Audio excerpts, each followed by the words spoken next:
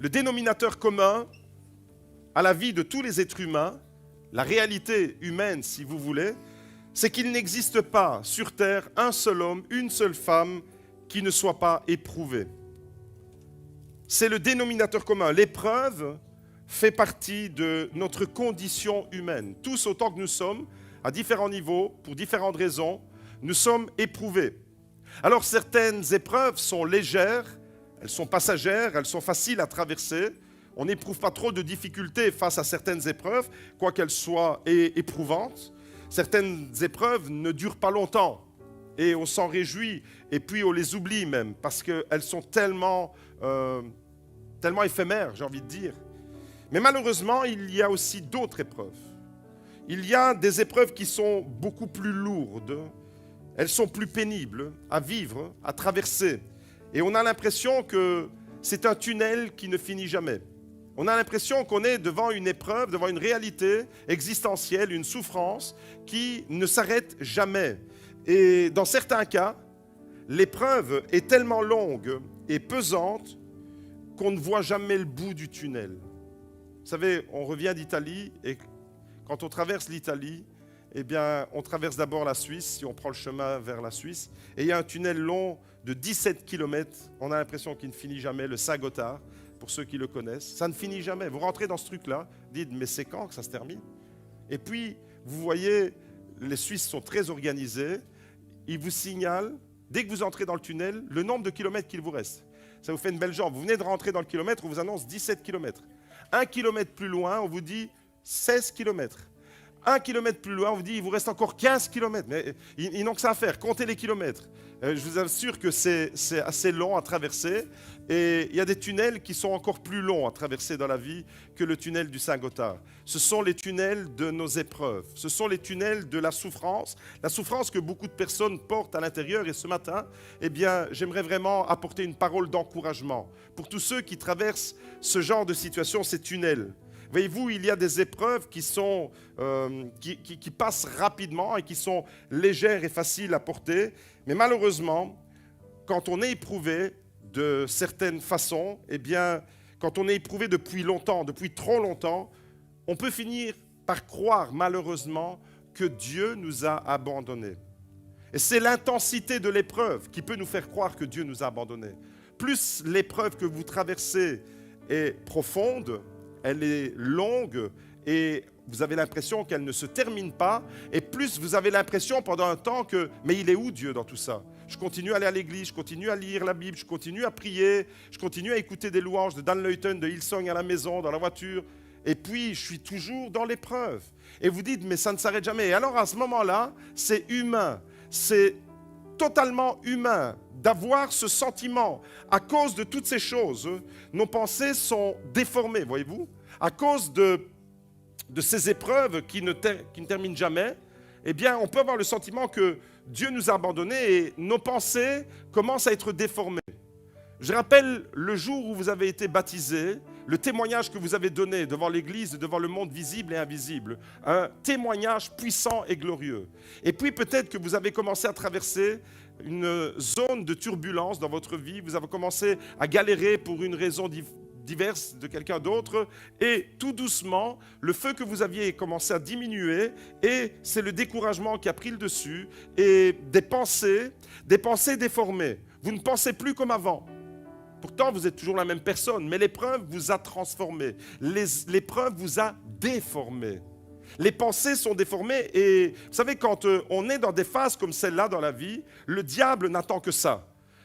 Satan n'attend que ça, en rajouter une couche. Et c'est à ce moment-là, quand vous êtes dans une période de votre vie d'épreuve, de difficulté, vous ne voyez pas que les choses trouvent une solution, que le diable vient bombarder votre esprit avec des gros mensonges, avec des mensonges énormes. Et là, il vient vous faire croire que Dieu vous a abandonné.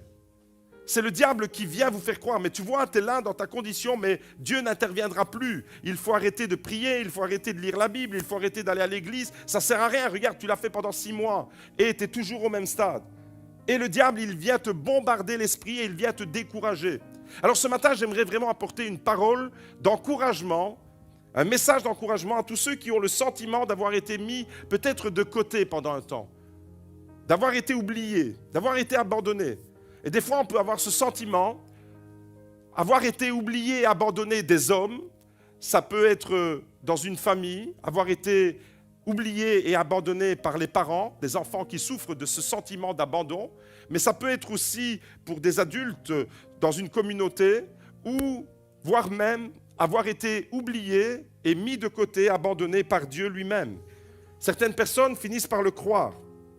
Et il y a des personnes au milieu de nous, et il y a des personnes qui entendront et qui entendent ce message, qui traversent des durs moments. Il y a des personnes pour qui nous prions. Il y a des situations qui semblent être bloquées depuis trop longtemps.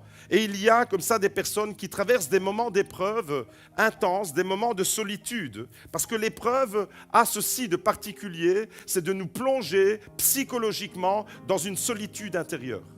Et on a beau être entouré par une famille, on a beau être entouré par une communauté même, mais quand on souffre, on est seul à souffrir. Et quand on est dans une épreuve qui se prolonge, eh bien, il y a une solitude psychologique et même des fois spirituelle qui s'installe à l'intérieur de nos cœurs. Et j'aimerais vraiment encourager ces personnes ce matin. Est-ce que vous avez envie d'être encouragé avec moi? Pour des raisons diverses, on peut avoir l'impression d'être bloqué. Bloqué spirituellement dans une situation, bloqué peut-être dans une maladie, bloqué dans une épreuve financière qui ne semble pas évoluer, bloqué dans une crise quelle qu'elle soit. Et vous avez peut-être rencontré une succession d'échecs, des tentatives qui n'ont pas abouti. Vous avez essayé de vous sortir de cette crise, mais vous n'y êtes pas parvenu. Et alors, il y a de la déception qui est entrée dans votre cœur. Vous voyez, tous ces sentiments, déception, épreuve, découragement, tout ça est lié et tout ça finit par impacter négativement notre esprit et nous faire croire le mensonge du diable que Dieu nous a oubliés. À cause de toutes ces choses que je viens d'énumérer et bien d'autres encore, eh bien, on finit par croire le mensonge. On finit par croire que Dieu ne s'intéresse plus à nous. C'est arrivé à des hommes de la Bible, à des femmes de la Bible. Le prophète Élie a cru à un moment donné qu'il avait été abandonné de tous. Gédéon, vous savez que Dieu s'est révélé à Gédéon et lui a dit « L'Éternel est avec toi, vaillant héros ». La réponse de Gédéon, ça a été de dire « Oui, mais si l'Éternel est avec moi, pourquoi toutes ces choses nous arrivent-elles » Et souvent, c'est la réponse que nous donnons à Dieu. Si tu dis que tu es vraiment avec moi, pourquoi tout ce que je suis en train de vivre m'arrive? Pourquoi cette souffrance? Pourquoi cette douleur? L'Éternel nous a abandonnés. Gédéon l'a proclamé lui-même. Un homme qui a été rempli de Dieu et que Dieu a utilisé puissamment pour libérer son peuple. Il a dit de sa bouche, il a proclamé de ses lèvres, l'Éternel nous a abandonnés. La femme de Job. Vous vous rappelez de la femme de Job? Job a été éprouvé, mais la femme de Job aussi a été éprouvée. Job a eu une attitude, la femme de Job a eu une autre attitude. Et la femme de Job a cru pendant un temps qu'elle avait été oubliée, abandonnée de l'Éternel. Et elle va même pousser son mari sur un mauvais chemin en disant « Mais maudis ton Dieu et meurs ». Et tout s'arrête là. Et des fois, l'épreuve, elle est tellement forte, eh bien qu'on a envie que ça se termine. Et la femme de Job, elle était peut-être dans une souffrance extrême, cette femme. Et elle n'a pas su gérer ce qui l'a touchée. Il ne faut pas lui jeter la pierre, parce que des fois, on ne dit pas « maudit ton Dieu et meurs », mais on le dit autrement.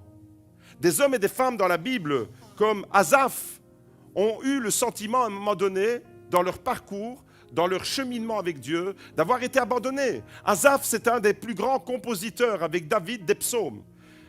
Vous lisez la Bible, des passages entiers d'une louange merveilleuse qu'Asaph a composée. C'était un chef de chœur, un chef de chantre. Et pourtant, Asaph, lui aussi, a dit « L'Éternel nous a abandonnés ».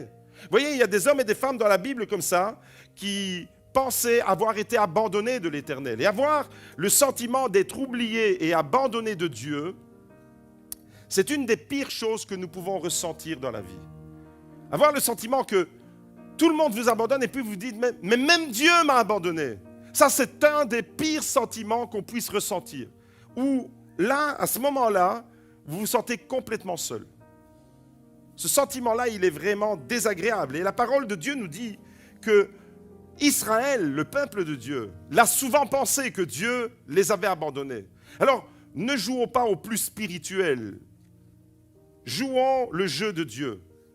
Et ce matin, je vous invite vraiment à faire un check-up de votre cœur. Dans quel état es-tu? Toi qui traverses une épreuve, quelle qu'elle soit, et on va voir qu'il y a différents degrés d'épreuve et aussi différentes natures, différentes formes d'épreuves qu'on peut traverser et qui peuvent nous amener au même résultat, avoir le sentiment que Dieu nous a abandonnés.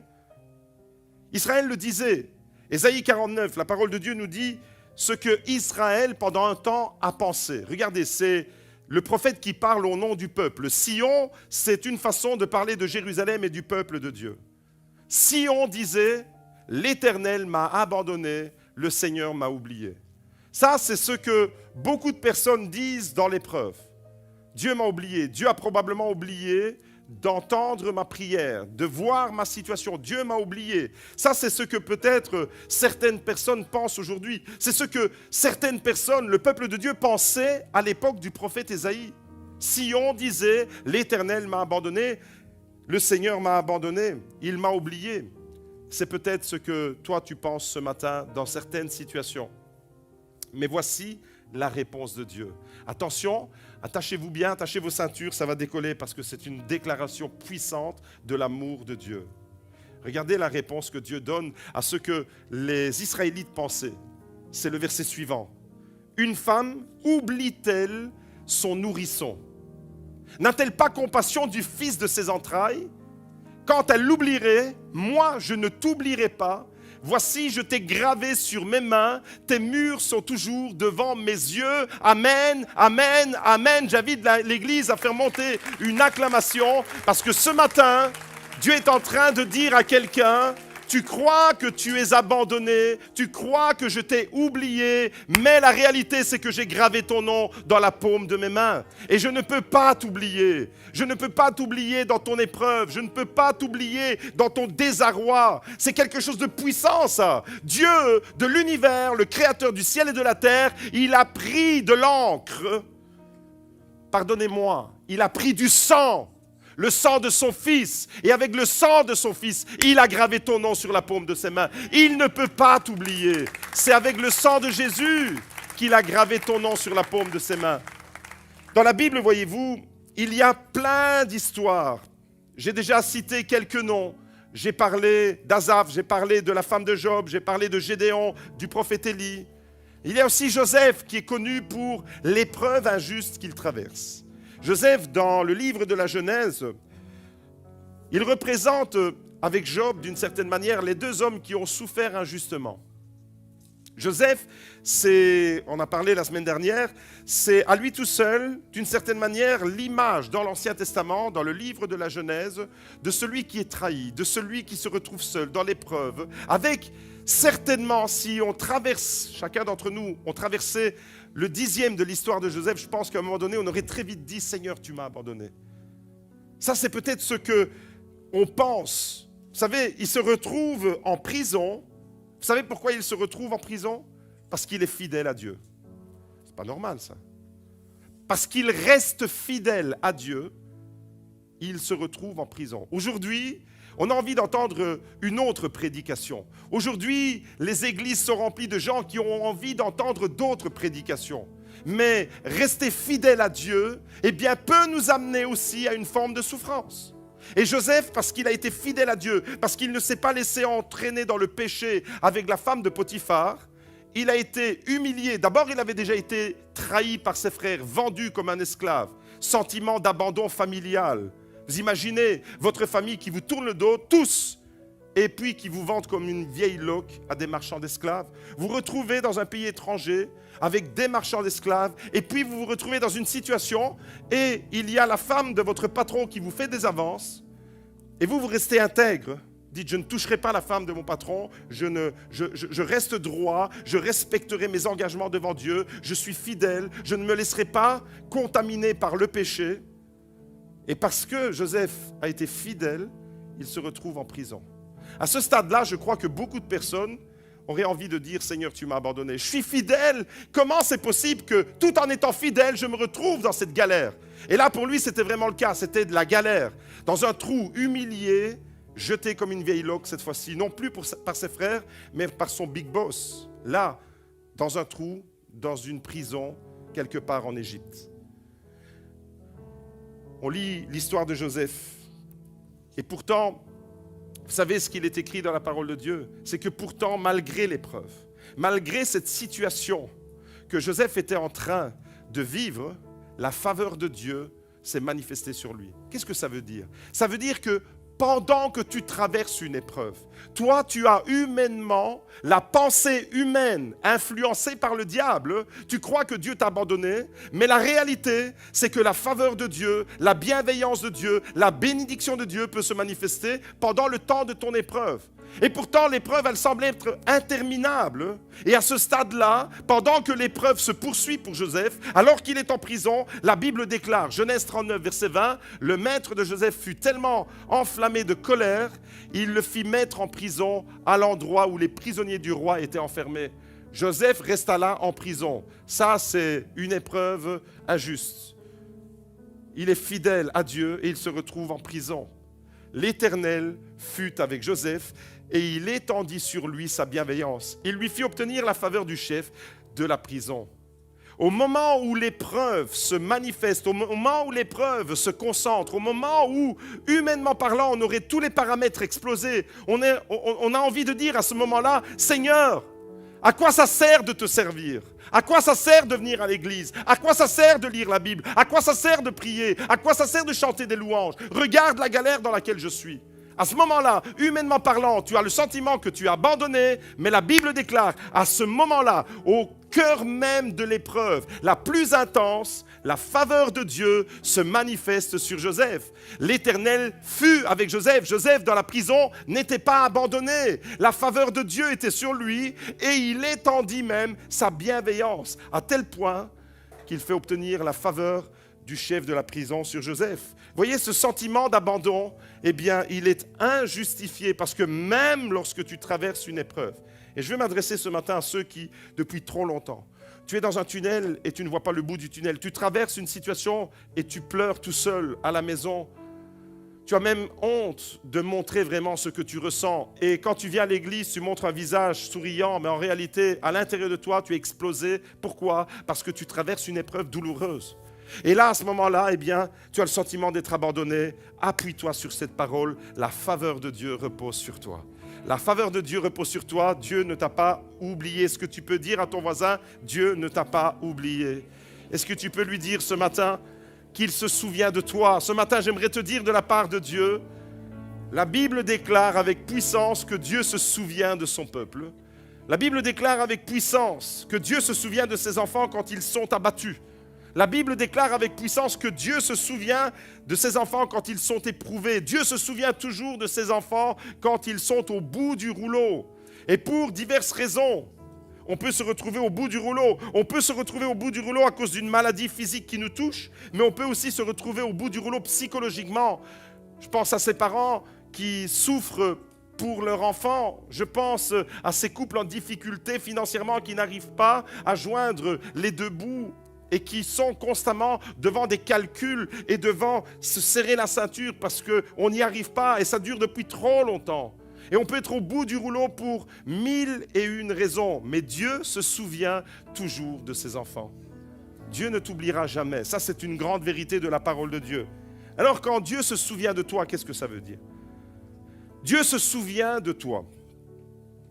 Quand Dieu se souvient, dans la Bible, quand il est écrit « Dieu se souvient », il se passe toujours quelque chose de grand, de puissant, de glorieux et même de miraculeux. Quand Dieu se souvient, ça veut dire quelque chose de fort. Dans le psaume 115, il est écrit que Dieu se souvient. Regardez, Dieu se souvient, l'Éternel se souvient de nous. Il bénira la maison d'Israël, il bénira la maison d'Aaron, il bénira la maison Carozzo, il bénira la maison Salémi, il bénira la maison Levesque, il bénira la maison Cassano, il bénira la maison Anno, il bénira la maison Franck, il bénira la maison Rinchiuso, il bénira la maison de Soisy, il bénira la maison d'Angelo, il bénira la maison d'Ingrao, il bénira la maison de chacun d'entre nous. L'Éternel se souvient, et quand il se souvient, la bénédiction est là. L'Éternel se souvient et il bénira toutes les maisons. Si je n'ai pas eu la possibilité de citer le nom de ta maison, lève la main. Lève la main si je n'ai pas cité ta maison. Et dis, l'Éternel se souvient de ma maison comme il est. L'Éternel se souvient de ta maison. Il se souvient de nous. Et directement avec le souvenir, il y a la bénédiction qui est mentionnée. Quand Dieu se souvient, il y a la bénédiction qui se manifeste. Dieu ne t'oublie pas dans un trou. Dieu ne t'oublie pas dans un trou d'une prison, Joseph. Dieu ne t'oublie pas au fond d'une épreuve. Dieu ne t'oublie pas dans un tunnel. Il bénira ceux qui le craignent. Et le verset 12, regardez comment il est beau le verset 12. L'Éternel se souvient de nous, il bénira.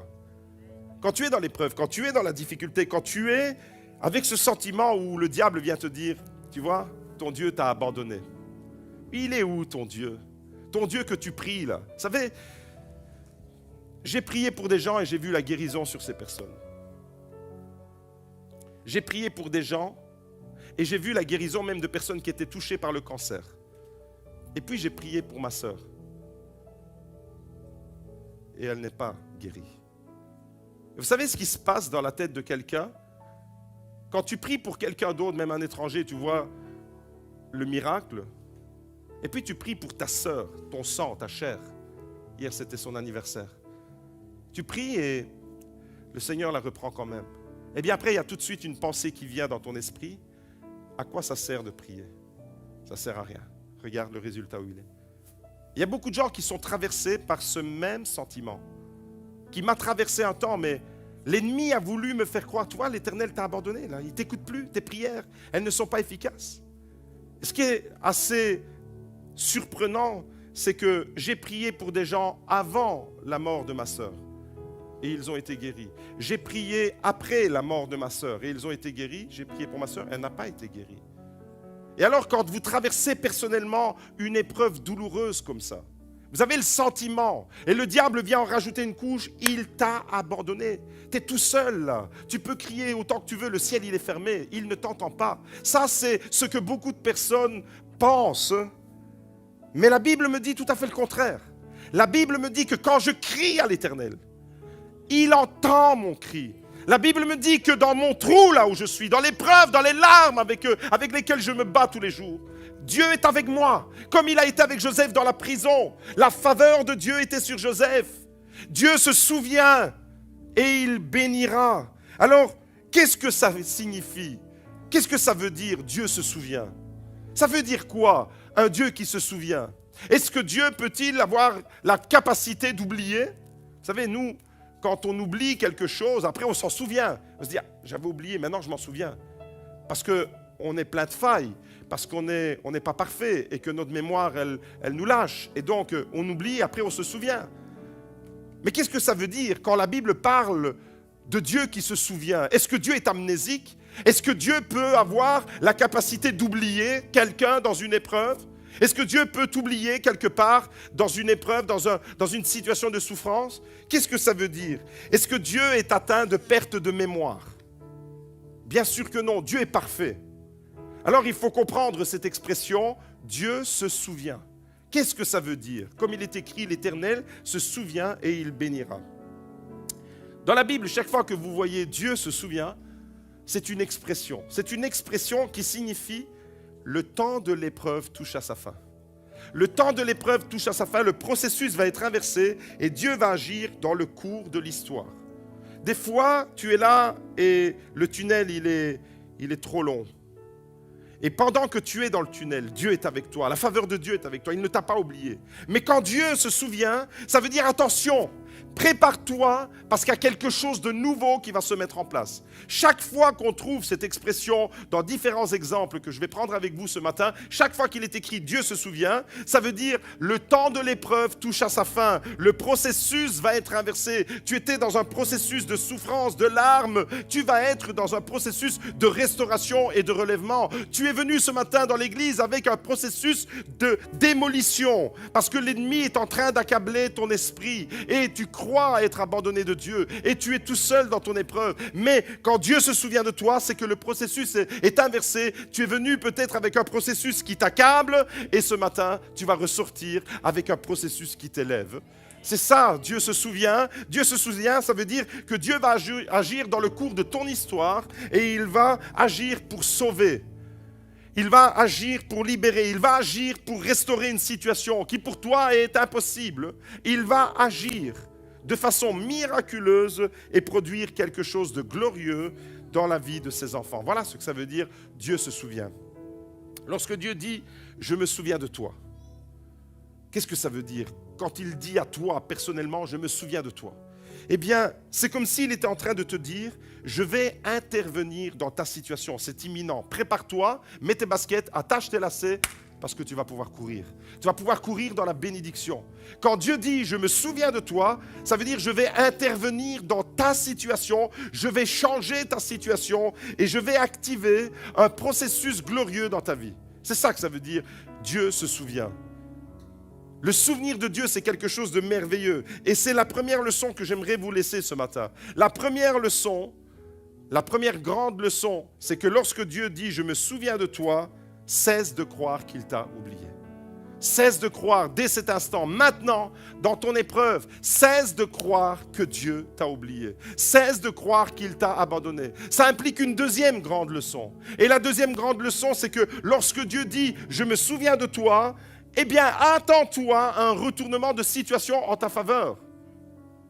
Comme Joseph, quand Dieu dit « je me souviens de toi », je dois me mettre moi dans la disposition spirituelle, dans la conviction, tu es dans ton épreuve, tu es dans ta souffrance, tu es là chez toi, tu es tout seul entre tes quatre murs, tu as envie de te taper la tête au mur tellement que Dieu est avec toi, Dieu ne t'a pas abandonné. Et puis, tu te rappelles, mais Dieu se souvient de moi. Et là, qu'est-ce que ça veut dire? Attention, maintenant, il va y avoir un retournement de situation en ma faveur. Et la troisième grande leçon qui se dégage de tout ça, quand Dieu te dit « je me souviens de toi », ça veut dire « prépare-toi ». Prépare-toi, mon enfant, Dieu est en train de te parler. Tu es dans ton épreuve, tu ne vois pas de différence. Tu es encore dans la souffrance, tu es encore dans l'épreuve. Prépare-toi quand même. Prépare-toi, quelque chose de puissant va se produire dans ta vie. Prépare-toi. Prépare-toi pour le miracle. Prépare-toi pour la bénédiction. Prépare-toi. Dieu se souvient, il bénit. Il bénit ta maison, il bénit ta famille, il bénit ton couple, il bénit tes enfants. Vous savez, à différents moments et pour différentes raisons, plusieurs personnes de la Bible ont traversé des situations difficiles et la Bible dit que Dieu s'est souvenu. On va découvrir deux histoires. Deux histoires du souvenir de Dieu. Je vous invite ce matin à entrer dans le souvenir de Dieu pour sortir de vos blocages. Premier exemple, c'est Rachel, la maman de Joseph. J'ai parlé de Joseph, une destinée extraordinaire. Sa maman, c'était pas mal non plus. La maman de Rachel, on voit vraiment dans cette famille que la bénédiction, elle vient, elle se manifeste, mais jamais facilement. Il y a toujours des combats, il y a toujours des épreuves. Comme dans notre vie, il n'y a pas de bénédiction facile. Si tu crois que la vie chrétienne, c'est une bénédiction facile, tu t'es trompé de vie. Non, non, dans l'histoire de la Bible, des hommes et des femmes de Dieu, les véritables hommes et les véritables femmes de Dieu, la bénédiction, elle est là. Elle est là même quand tu es dans la souffrance. On l'a vu avec Joseph. Dans la prison, l'Éternel était avec lui. Dans ta souffrance, quand tu pries et que tu ne vois pas encore la chose se débloquer, l'Éternel est avec toi. Il ne t'a pas oublié. Et Rachel, c'est comme ça qu'elle s'appelle, la maman de Joseph. Rachel était une femme extraordinaire. Elle était stérile. C'était sa grande souffrance. La Bible dit de Rachel que c'était une femme qui, pendant un temps, elle avait certainement le même sentiment d'avoir été abandonnée de Dieu. Rachel était une des deux épouses de Jacob. Léa, sa sœur aînée, était une femme qui avait des enfants, veux-tu en voilà. Mais Rachel était très belle. La Bible dit que Rachel était très belle et que Jacob l'aimait beaucoup. Mais malheureusement, vous voyez, elle est bénie d'une certaine manière parce qu'elle est belle et que son mari l'aime beaucoup. C'est une bénédiction. Les épouses, quand votre mari vous dit « je t'aime », c'est une bénédiction, non? Et quand vous le démontre, c'est encore plus une bénédiction. Eh bien, Rachel, elle bénéficiait de cet amour-là. Jacob aimait Rachel. Elle était très belle, dit la Bible. Mais elle était éprouvée. Elle était stérile. Et ça, vous pouvez vous imaginer dans la tête de quelqu'un, d'une femme stérile, ce que ça pouvait représenter dans toutes les générations, mais encore plus à l'époque biblique. Parce que ne pas avoir d'enfant, ça veut dire que ta vieillesse, tu vas peut-être crever tout seul dans un coin. Il n'y aura personne pour s'occuper de toi. C'est ça que ça voulait dire. Pour une femme, ne pas avoir d'enfant. Pour une famille, ne pas avoir d'enfant à l'époque, c'était il n'y aura personne qui s'occupera de toi dans tes vieux jours.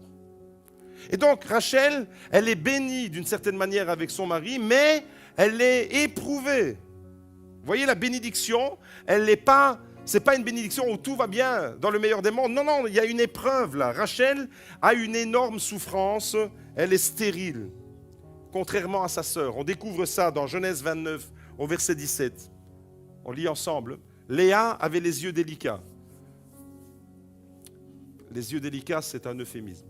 C'est pour dire, Léa, elle avait les yeux des Nabab. Vous savez, c'est quoi Nabab? Elle avait les yeux... Elle n'avait pas des beaux yeux. C'est ça que ça veut dire. Mais Rachel était d'une très grande beauté et Jacob l'aimait beaucoup. Vous voyez là, le contexte familial. Jacob, deux femmes, Léa et Rachel. Léa, pas très jolie. Rachel, c'est un canon. Jacob, il aimait beaucoup le canon Rachel, mais Léa, elle avait plus d'enfants. Vous voyez, ça c'est une épreuve familiale. La suite, elle nous dit quoi? Genèse 29, verset 31. L'Éternel vit que Léa n'était pas aimée et il la rendit féconde. Des fois, Dieu, il a des situations pour gérer, pour intervenir dans certaines situations. Des fois, Dieu opère de façon inattendue. L'Éternel voit que Léa n'est pas aimée de Jacob, de son mari, et il la rendit féconde, tandis que Rachel était stérile. Rachel était stérile. Genèse chapitre 30, verset 22, c'est le pivot. C'est là où tout va basculer. Vous voyez, l'histoire, si elle s'arrêtait là, ça aurait été une histoire de famille comme il y en a beaucoup. C'était une histoire de famille avec des tensions, des rivalités entre sœurs, et puis le mari qui aime l'autre plus que l'autre. Enfin bref, une histoire comme on pourrait en rencontrer encore aujourd'hui, sauf qu'aujourd'hui la polygamie n'est plus autorisée. Le pivot, là où tout va basculer pour Rachel, c'est le verset 22. C'est le retournement de situation. Le retournement de situation, regardez comment il est décrit. Dieu se souvint de Rachel. Est-ce que Dieu, il avait oublié Rachel? Mais bien sûr que non. Dieu, est-ce qu'il était amnésique? Bien sûr que non. Dieu se souvient de Rachel, maintenant vous savez ce que ça veut dire. Dieu se souvient de toi, ça veut dire attention, prépare-toi, il va y avoir quelque chose de puissant, il va y avoir une intervention, la situation va être inversée et tu vas pouvoir vivre ton miracle. C'est ça que ça veut dire. Eh bien, pour Rachel, le temps de la stérilité est arrivé à son terme. Dieu se souvint de Rachel, il l'exauça et la rendit féconde. Elle devint enceinte et accoucha d'un fils, et elle dit, Dieu a enlevé mon déshonneur. Elle lui donna le nom de Joseph en disant que l'Éternel m'ajoute un autre fils. Alors ce matin, j'aimerais déclarer avec puissance que Dieu se souvient de toutes nos stérilités. Il y a des situations dans nos vies où on se sent stérile émotionnellement, stérile affectivement, stérile spirituellement. Et il y a des situations de blocage qui sont comme des formes de stérilité. Je veux déclarer avec puissance ce matin que Dieu se souvient de toutes nos stérilités. Tu te sens peut-être ce matin stérile spirituellement. Tu te dis, moi spirituellement, il n'y a rien qui se passe dans ma vie. Il y a quelqu'un qui m'a écrit un message en disant, j'attends que Dieu se révèle à moi. Mais Dieu se révèle à toi. Il faut que tu reçoives par la foi la parole de Dieu et il y a un processus qui se met en place. Ce matin, peut-être que tu te sens stérile spirituellement. Peut-être que tu penses que ton ministère, ta place dans l'église, tu es stérile. Ça veut dire que tu ne produis rien. Peut-être qu'il y a une stérilité, une forme de stérilité affective. Tu es seul et tu aimerais tant te mettre en couple, fonder une famille, etc. Et tu te dis, affectivement, je suis dans une forme de stérilité. Ce matin, je veux déclarer avec puissance, quelle que soit la forme de stérilité qui te paralyse, qui t'éprouve et qui te fait croire que Dieu t'a oublié, Dieu se souvient de toutes nos stérilités. Alléluia, que le nom de l'Éternel soit béni. Dieu se souvient. Dieu se souvient de toi ce matin, peut-être que tu es stérile au niveau professionnel, il n'y a rien qui bouge professionnellement et financièrement. Dieu se souvient de toi. Dieu ne t'a pas oublié. Premièrement, Dieu ne t'a pas oublié. Deuxièmement, il va intervenir en ta faveur. Troisièmement, tu vas entrer dans quelque chose de puissant, ton miracle est en route. C'est ça que ça veut dire. Quand Dieu se souvient, comme pour Rachel, il se souvient, il y a un retournement de situation pour Rachel. Elle était stérile, mais quand il est écrit « Dieu se souvient », le processus est inversé. Peut-être que tu es là bloqué dans une situation et ce matin, il faut que tu sois percuté par cette parole. Dieu se souvient de toi, mon frère. Dieu se souvient de toi, ma sœur. Dieu se souvient de chacune de nos situations. Dieu ne t'a pas oublié. Rachel, elle avait honte de sa situation. D'ailleurs, elle dit, Dieu a enlevé mon déshonneur. Ne pas avoir d'enfant à l'époque, c'était une honte devant les familles nombreuses. Elle avait honte de sa situation et Dieu s'est souvenu d'elle et il lui a retiré cette honte. Et peut-être qu'il y a des situations devant lesquelles toi aussi, tu as honte. Tu as honte et tu n'oses pas te dévoiler vraiment. Tu connais peut-être une situation pour laquelle tu éprouves de la honte. Tu es bloqué quelque part dans ton parcours et tu es gêné à cause d'une stérilité, à cause de quelque chose qui ne fonctionne pas dans ta vie. Mais ce matin, Dieu te dit, je veux enlever cette honte que tu portes et qui t'accable. Je veux l'enlever parce que je suis le Dieu qui me souvient. Je me souviens de toi. Je me souviens de ta situation. Rachel, la stérile, celle qui était accablée dans ses pensées. Rachel, la stérile, va enfanter Joseph. Joseph, le fils de Jacob, qui va sauver ses frères et qui va sauver son peuple et qui va se retrouver bras droit de Pharaon. Cette femme-là, qui était stérile, elle a enfanté ce gars-là. Des fois, de nos stérilités aussi, mais qu'est-ce qu'il peut naître de cette situation de blocage, de souffrance devant laquelle je suis? Est-ce qu'il peut naître quelque chose de bon de ma situation? Joseph, c'est l'exemple de quelqu'un qui est né d'une situation stérile, qui accomplit quelque chose de glorieux. Et on peut prendre plein d'autres exemples de situations bloquées comme Sarah, la femme d'Abraham, qui était bloquée aussi dans une forme de stérilité et qui va donner naissance à Isaac. Il y a des situations de stérilité dans nos vies qui malheureusement nous font croire que Dieu nous a abandonnés. Mais Dieu ce matin te dit, je me souviens de toi. Je ne t'ai pas oublié, je ne t'oublierai jamais. Je t'ai gravé sur la paume de mes mains. Alléluia. Il n'y a rien que Dieu ne puisse accomplir. Il n'y a rien. Dieu de l'impossible, on l'a chanté avec toutes nos forces. Il est le Dieu de l'impossible sur ta situation. Premier exemple avec Rachel, de la stérilité, elle va enfanter. Pourquoi? Parce que Dieu se souvient. Deuxième exemple, pendant 400 ans, la Bible dit que le peuple d'Israël a été opprimé, humilié, dans une forme d'oppression permanente dans l'esclavage en Égypte. Ça a duré 400 ans, ça. Une situation, le bout du tunnel, ils ne le voyaient jamais. Est-ce que pendant ces 400 ans-là, Dieu avait oublié Israël? Est-ce que Dieu a complètement oublié son peuple pendant 400 ans? Dieu n'a pas oublié Israël pendant le temps de l'épreuve. J'aimerais lancer un message fort ce matin.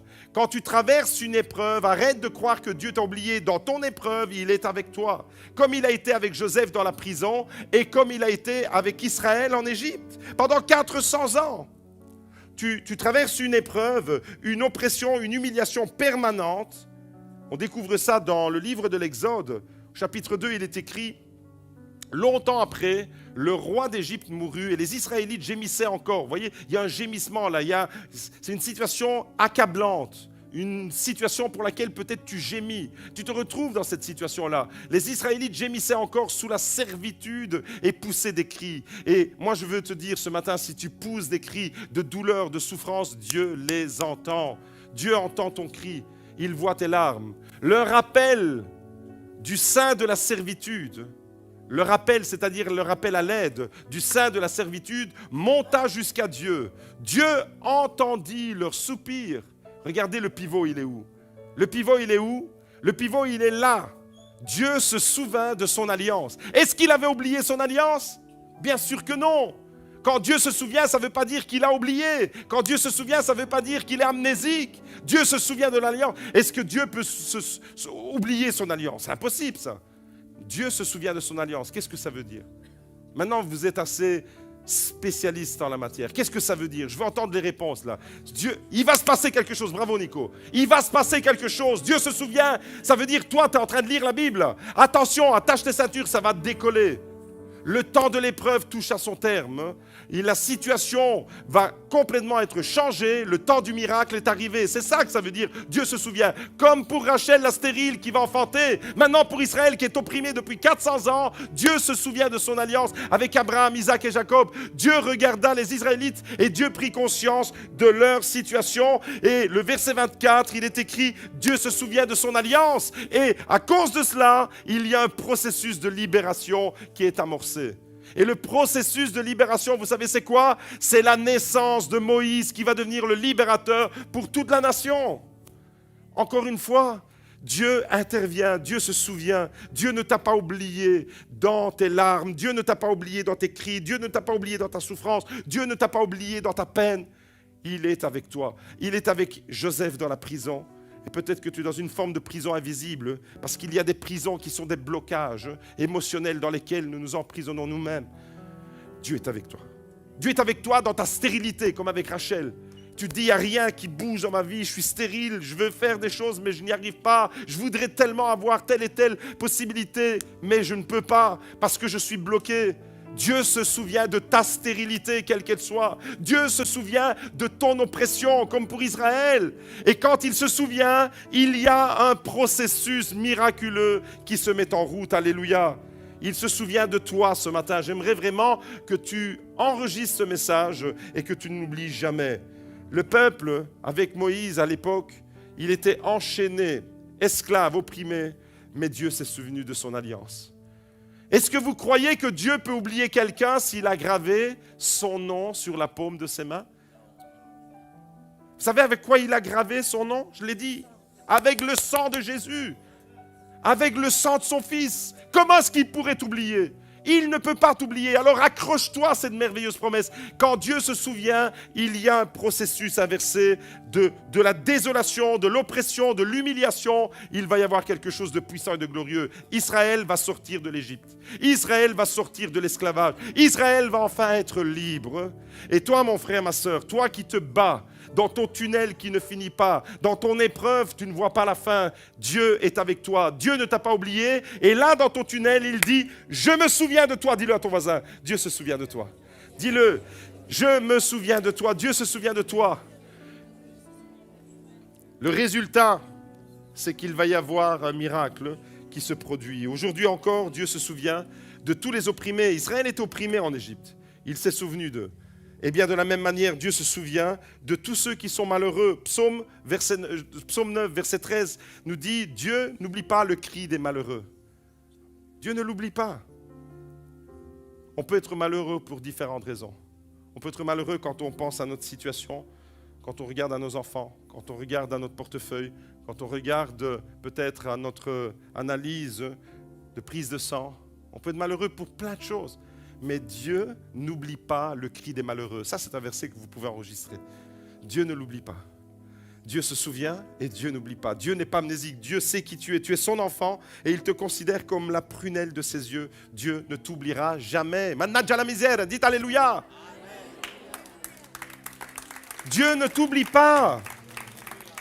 Dieu a un plan pour ta vie et chaque fois que la Bible dit que Dieu se souvient, il se souvient de ses enfants, c'est le processus glorieux qui se met en place. Et s'il se souvient de toi, ce matin, prépare-toi, attache tes baskets parce que tu vas courir dans la bénédiction. Ce matin, tu peux entrer dans le souvenir de Dieu. Dieu se souvient, ça veut dire le processus va être inversé. Tu peux entrer dans le souvenir de Dieu pour sortir de ta stérilité, de ton oppression. Et tu peux entrer dans le souvenir de Dieu. J'espère que les musiciens et les choristes n'ont pas oublié de venir me rejoindre. Tu peux te souvenir, toi qui es là, de venir me rejoindre.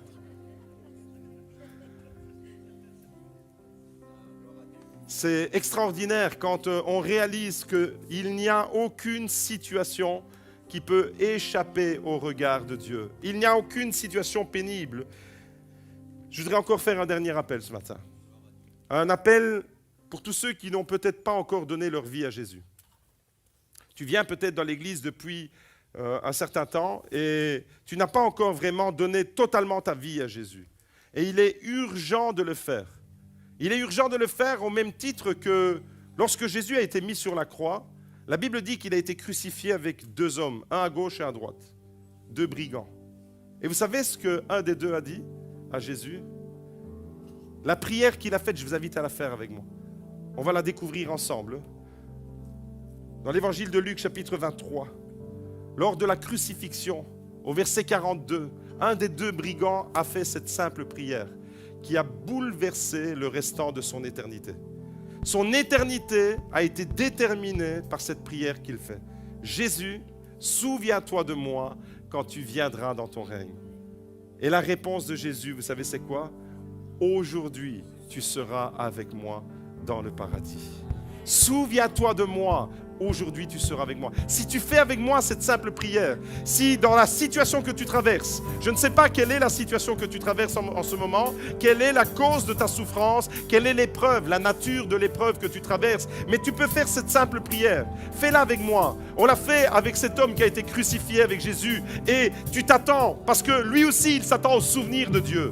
Souviens-toi de moi, une simple prière. Il ne faut pas faire des prières à rallonge. Il ne faut pas faire des prières qui ne terminent jamais. Il ne faut pas faire des prières pour montrer qu'on sait prier. Il faut prier avec le cœur, simplement de dire, Seigneur, dans ma situation là, souviens-toi de moi. Dans la situation que tu traverses, mon frère, ma soeur, si tu veux rester dans le blocage, reste assis. Mais si tu veux sortir de ce blocage, si tu veux sortir de cette épreuve, si tu veux réellement rentrer dans le souvenir de Dieu, fais cette prière avec moi. Seigneur, souviens-toi de moi.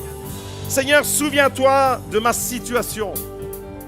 Souviens-toi de cette oppression que j'ai. Souviens-toi de cette stérilité. Souviens-toi de ce blocage. Souviens-toi de ma souffrance. Souviens-toi tout simplement de moi. Ne m'oublie pas. Et en fait, la prière que vous faites, elle correspond parfaitement avec la volonté de Dieu parce que Dieu n'a pas envie de vous oublier. Et Dieu va manifester sa puissance. Qui est intéressé ce matin par un processus inversé de l'humiliation, de l'oppression à la bénédiction. Dieu ne t'a pas oublié et peut-être que tu dois avancer dans la vie pour le moment comme cet homme avec son parapluie où tu te caches et il pleut sur toi. C'est le mauvais temps, mais il y a une porte qui s'ouvre sur toi ce matin. Le souvenir de Dieu t'ouvre la porte. Souviens-toi de moi. Aujourd'hui, tu seras avec moi dans le paradis. Seigneur, je veux te prier pour mes frères et mes sœurs, pour ton Église, pour tous ceux et toutes celles qui traversent une situation douloureuse, une épreuve qui dure depuis trop longtemps. Et le diable est venu mettre des pensées contraires, des pensées négatives. Le diable veut faire croire à tes enfants que tu les as oubliés. Mais toi, Jésus, ce matin, tu nous invites à entrer dans ta parole. Tu nous dis que tu as gravé notre nom sur la paume de tes mains. Quel privilège! Seigneur, ce matin, nous voulons entrer dans cette réalité. Tu ne nous abandonnes pas. Et lorsque tu te souviens de nous, il y a un processus de bénédiction qui s'enclenche. Et ce matin, nous entrons dans ce processus. Par la foi, Seigneur, nous voulons que cette souffrance cesse, la situation de blocage cesse et qu'il y ait, Seigneur, un nouveau départ pour tes enfants. Au nom puissant de Jésus, Amen, Amen, Amen. Alléluia.